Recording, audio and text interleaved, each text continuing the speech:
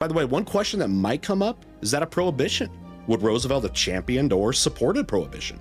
We might do well to look at what actually happened first. Woodrow Wilson vetoed the Volstead Act that provided for the enforcement of the 18th Amendment. The veto was overridden and the act went into effect, but not because of presidential approval. Wilson did sign legislation restricting the amount of alcohol in beverages, and the Selective Service Act made it illegal to sell alcohol to uniformed men.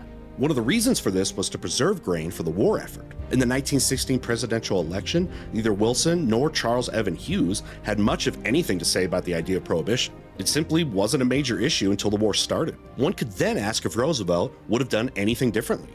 I think that it must be understood that both parties had wet and dry factions in the lead up to Prohibition. During an election season, it's entirely possible that the candidates for both parties would have remained silent on an issue that could irritate a part of their base. Instead of full prohibition, I can see wartime measures intended to get through the conflict, and since the war would likely be over by the time the election had taken place, I think that it's likely that the chance of prohibition might have passed over.